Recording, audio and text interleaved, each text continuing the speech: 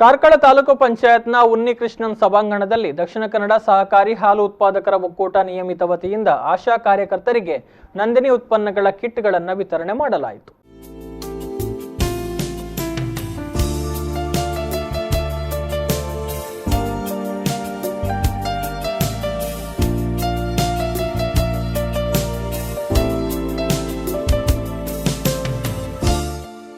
ಕಾರ್ಯಕ್ರಮದಲ್ಲಿ ಭಾಗವಹಿಸಿದ್ದ ಶಾಸಕ ಹಾಗೂ ಸರ್ಕಾರದ ಮುಖ್ಯ ಸಚೇತಕ ವಿ ಸುನೀಲ್ ಕುಮಾರ್ ಅವರು ಮಾತನಾಡಿ, ವಿಶ್ವವನ್ನೇ ಬೆಚ್ಚಿ ಬೀಳಿಸುವಂತೆ ಮಾಡಿದ ಕೊರೋನಾ ವೈರಸ್ ಅನ್ನು ಉಡುಪಿ ಜಿಲ್ಲೆಯಲ್ಲಿ ತಡೆಗಟ್ಟುವ ಪ್ರಯತ್ನವನ್ನ ಜಿಲ್ಲಾಡಳಿತ ಉತ್ತಮ ರೀತಿಯಲ್ಲಿ ಕಾರ್ಯನಿರ್ವಹಿಸಿದೆ ಎಂದು ಹೇಳಿದರು.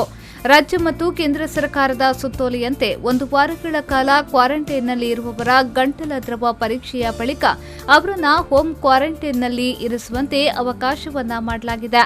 ಇದರಲ್ಲಿ ಯಾವುದೇ ತರಹದ ರಾಜಕೀಯ ಪ್ರಭಾವಗಳು ಇರಲಿಲ್ಲ, ಯಾವುದೇ ಲೋಪದೋಷಗಳು ಇರಲಿಲ್ಲ. ಹೀಗಿದ್ರೂ ಜಿಲ್ಲಾಡಳಿತದ ಮೇಲೆ ಗೂಬೆ ಕೂರಿಸುವ ಪ್ರಯತ್ನಗಳು ನಡೆಯುತ್ತಿದೆ ಎಂದು ಹೇಳಿದ್ರು. 7 ದಿನ ಕ್ವಾರಂಟೈನ್ ಯಾವುದು ಮುಗಿದಿದೆ ಅವರನ್ನ ಸ್ವಾಬ್ ಟೆಸ್ಟ್ ಮಾಡಿ ಕಳಿಸ್ಕೊಡಿ.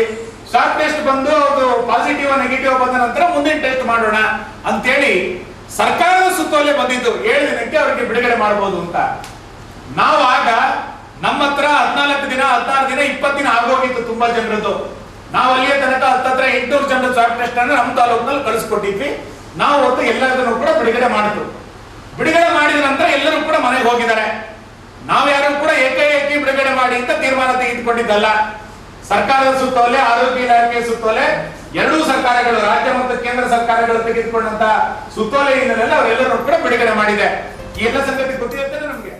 ಈ ಸಂದರ್ಭ ತಹಶೀಲ್ದಾರ್ ಪುರಂದರ ಹೆಗಡೆ, ತಾಲೂಕು ಪಂಚಾಯತ್ ಕಾರ್ಯನಿರ್ವಹಣಾಧಿಕಾರಿ ಮೇಜರ್ ಡಾಕ್ಟರ್ ಹರ್ಷ, ತಾಲೂಕು ಪಂಚಾಯತ್ ಅಧ್ಯಕ್ಷೆ ಮಾಳಾ ಸೌಭಾಗ್ಯ ಮಡಿಪಾಳ, ಉಪಾಧ್ಯಕ್ಷ ಹರೀಶ್ ನಾಯಕ್, ತಾಲೂಕು ಪಂಚಾಯತ್ ಸದಸ್ಯ ಪ್ರವೀಣ್ ಶೆಟ್ಟಿ, ಕೆಎಂಎಫ್ ಮಾರ್ಕೆಟ್ ವಿಭಾಗದ ಉಪಪ್ರಬಂಧಕ ರವಿರಾಜ್ ಚೋಡಪ್ಪ ಮತ್ತಿತರರು ಉಪಸ್ಥಿತರಿದ್ದರು.